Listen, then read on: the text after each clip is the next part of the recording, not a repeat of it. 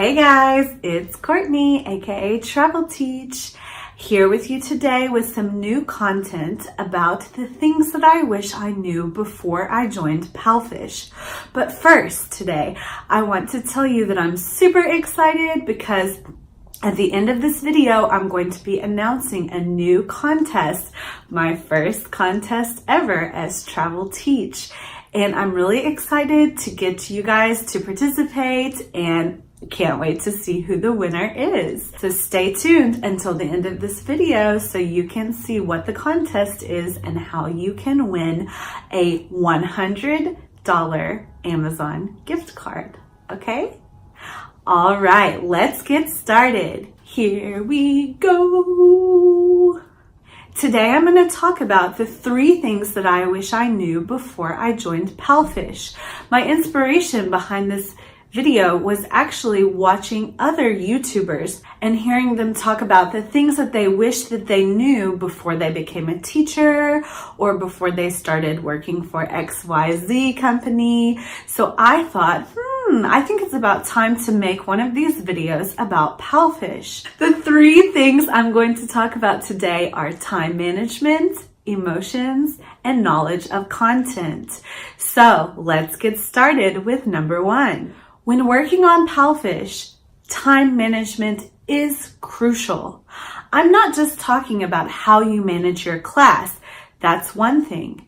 Managing the time that you spend on every slide is very important because as experienced teachers on PalFish know, sometimes we have lessons that have maybe 17 slides or 18 slides. I've had lessons that have up to 27 slides. So you can't always spend the same amount of time on every slide. So you have to look at the big picture. What are you thinking about when you're looking at the big picture? Well, you should be thinking about how much of a free talk you're giving them. How much chat are you having at the beginning of every lesson? You should also be thinking about how much time you're going to spend on the song. Maybe some teachers just breeze through the song and sing it immediately. In my class, as you can see in my other videos, I actually spend a little bit of time going over the words of the song so that the student is not just sitting there listening, they're trying to sing if they are already introduced to the song for the first time. You need to be thinking about vocabulary. You need to be thinking about those sentence structures that you're trying to get them to achieve, especially in starter lessons and up. Okay, so time management is really important. You don't want to be under time. You don't want to go through the slides so quickly. If you are one of those teachers, then you need to think about how can you manage your time more efficiently. Another part of time management that should be known is your time management on the platform outside of class. There are lots of teachers who just log in, take their classes, and then they're done. Other teachers like to participate in the PalFish community that we're able to have through the group messages and through the chats. But I advise you, don't get too sucked into those chats. They can be a black hole, to be honest. So try to manage your time wisely with that. And of course, another part about time management is the break time that you have between classes. You need to manage when you're going to eat. You need to manage when you're going to drink that coffee. And you need to manage when you're going to go to the bathroom because nobody wants to have an accident during class, right? The second thing that I want to talk about today is your emotional state in the class.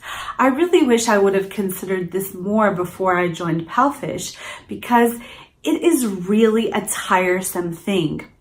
I mean, to be honest, I've had some classes that are just draining, and you really need to think about how your emotions are, how you are looking, your face. How does your face look? If your face looks like you're tired, it's going to affect your teaching and it's going to affect the student. If your face looks like you're angry, the student is going to feel something from that. Even though we're not in physical contact with these students, they can still perceive our emotions. Children are amazing about this. Children can get things that you don't even say explicitly. They can understand your emotions and your emotional feelings. And one time when I was in my PalFish classes, I actually had a parent comment about my emotional state during the class. He said, "I think today you were in a bad state." So this is not something that I even realized, but it was because in the previous lesson, I had a really difficult student. So you really have to learn, and you have to manage, and you have to expect that you need to keep your emotions in check. You've got to be happy. You've got to be energetic, and you cannot be sleeping in the class, as we know. Otherwise, you will be terminated from the company. So keep your emotions in check. After each class, try to just breathe, right? You need to be able to walk into the next class and not let something emotional have affected you. I wish I had thought about this and how children can perceive me, students can perceive me, because I think it's a really important thing for keeping your rating high on the application. Outside of the classroom, I think you have to keep your emotions in check when you're writing the report. I wouldn't say any words that are too forceful. I like to use student is encouraged to practice, to review, to go over, etc. I don't want to say is advised or should, because these words are a little bit forceful. Even if you have the worst class of your life, you still need to keep your emotions in check when writing the report. Because remember, those reports can be shown to anyone. Another thing I would like to mention is keep your emotions in check when talking to other teachers on the application. We're all from different places. We all have different experiences. But don't forget, especially in the groups, the administration can read what you're saying. They can get an idea for your personality. And for a lot of teachers, the administration has not been able to meet you face to face.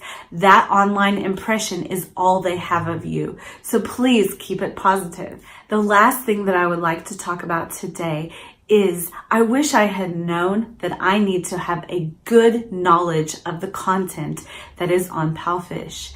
You know, when we are teaching English and ESL strategies, it is extremely important to keep the target language what it is. If your target language is, I like ice cream. Do you like ice cream? Try to keep these things consistent in the lesson. Of course, it's easy and great to ask students other questions about these topics, but I find it very important to make sure the student understands that target language and vocabulary. And how can you do this? By having a good mastery of the content yourself.